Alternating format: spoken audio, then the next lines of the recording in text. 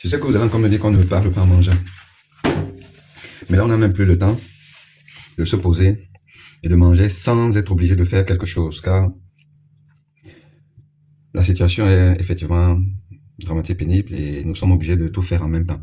Donc, souffrez que je mange en vous expliquant que nous n'avons pas le droit de tenir des discours qui sont des discours de découragement.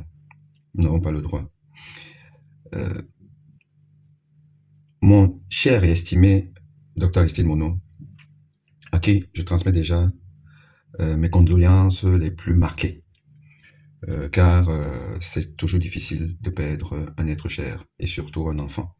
Donc, mon cher docteur, mes condoléances. Cher docteur Aristide Monod, vous êtes un exemple pour tout le monde, un exemple de résilience. Et d'ailleurs, beaucoup de gens, pour essayer de me mettre en difficulté, se réfèrent à vous. Toi, tu es là-bas. Viens ici, c'est ce que ça se joue. Les Aristide Monod et d'autres sont là sur le terrain. Donc, cher Dr Aristide Monod, ayez la résilience à toute épreuve et incommensurable. Quand vous demandez aux gens, quand vous le dites, je sais que c'est peut-être une boutade, mais dans le contexte actuel, tout mot a son importance. Quand vous leur dites qu'à cette allure, si tout le monde doit partir à l'étranger, j'ai envie de vous dire, non, Aristide Monod. C'est pas tout le monde, c'est pas le peuple qui doit partir à l'étranger, déjà parce que c'est impossible. C'est impossible de vider un pays. C'est impossible que tout un pays ait des visas pour aller à l'étranger. C'est impossible. Mais le dit fait la joie de ceux-là qui, eux, ont eu peur et ont envoyé leurs enfants à l'étranger. Je sais que vous êtes dans les petits secrets. Vous savez que le pouvoir a failli basculer et que les turiféraires, ce que vous appelez l'ordre de 82. Il y a quelqu'un qui m'a dit que non, c'est pas l'ordre de 82, c'est l'ordre de 84. Car c'est à 84 que les choses ont basculé. Avec le coup d'État ou pseudo-coup d'État qui a fait basculer Paul Biya dans l'ignominie, dans la barbarie. Et c'est ces tenors du pouvoir qui ont dit à Paul Biya depuis 84 que rentre dans la barbarie. C'est eux qui sont à l'origine de ce qui se passe aujourd'hui. Et je veux vous dire que tous ont eu peur. Tous ont envoyé leur famille à l'étranger. Et ils étaient prêts eux-mêmes à se barrer. La tyrannie de Paul Biya a eu sérieusement peur de la bascule. Donc la bascule a failli se faire lors des événements post-électoraux.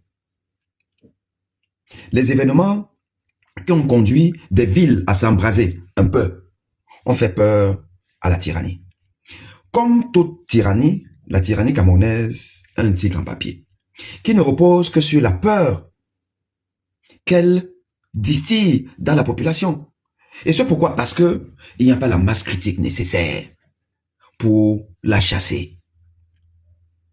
Il aurait suffi qu'il y eût 1 million de personnes dehors, qu'il y eût 3% d'une population, 3%. 3 millions de personnes de Camerounais dehors, c'est fini. Nous le savons, ils le savent. C'est pour ça que tous, et je vous dis par exemple que Emmanuel Chatué, de Canada International, toute sa famille est à l'étranger. C'est ça qui est la vérité. Donc ce n'est pas au peuple de partir. C'est au peuple de chasser ces gens-là.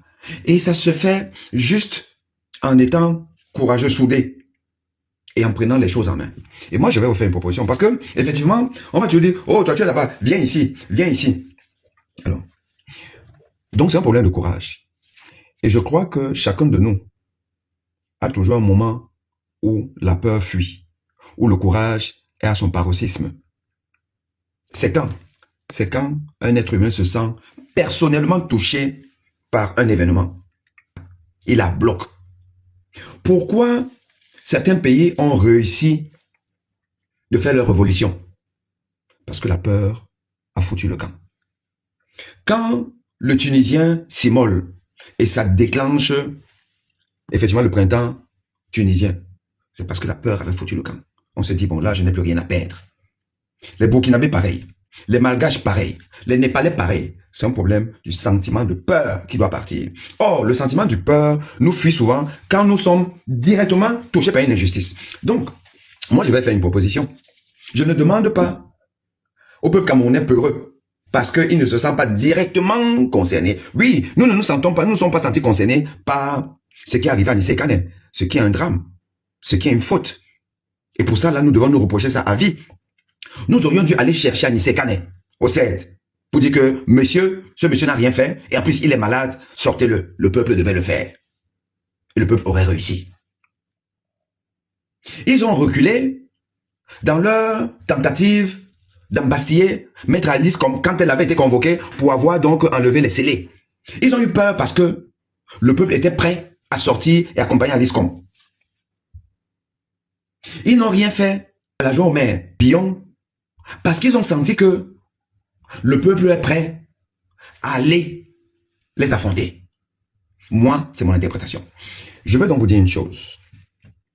Là, comme ils veulent dépêcher, faire une fausse autopsie à Anissé Kane aujourd'hui, malgré le fait que la famille n'ait pas donné son accord, je peux vous assurer d'une chose. Si la famille d'Anissé Kane, on a vu sa petite fille faire une sortie virale, si des membres de la famille de Kane vont là-bas, s'asseyent sur le corps de leurs parents et disent que vous voulez le dépêcher, dépêchez-nous nous tous. Dépêchez-nous. Avec les médias, les réseaux sociaux, devant ça, ils ne vont pas le faire. Si la famille nucléaire du professeur Abba Oyono se mélange avec la famille nucléaire de Diokam Tchameni et même la famille nucléaire de professeur Fogué et Bibou Nissak et tous ceux-là qui sont injustement bastillés, si les familles nucléaires se mettent ensemble, vont là où il faut dire que bon, écoutez, vous savez quoi? Vous voulez finir avec nos parents, finissez avec nous tous. On se sacrifie. Et des Camerounais qui ont encore un peu de conscience, d'humanité, de solidarité, se joignent à ce groupe pour dire, bon, dans ce cas, finissez avec nous tous. Si vous ne sortez pas à Abba Oyono, les étudiants d'Abba Oyono se disent, ce monsieur, c'est comme mon père. Parce qu'après mon père, c'est mon enseignant. Finissez avec nous. Je peux vous assurer que la bascule se fera. À force de reculer, d'avoir peur, de faire les petits malins, ces gens reprennent le courage et recommencent à marcher sur nous. Or, je vous dis encore qu'ils ont eu peur. Ils ont eu très peur. Vous le savez. Cher Dr Aristide Mono, tenons le bon discours. Et nous pouvons chasser notre tyrannie. Car aucune tyrannie n'est éternelle. Et celle-là n'a même pas les moyens de leur politique. Pourquoi? Parce que ils sont devenus pauvres. Il n'y a plus d'argent. On peut assécher ce pays. Je vous ai fait quelques vidéos dans ce sens.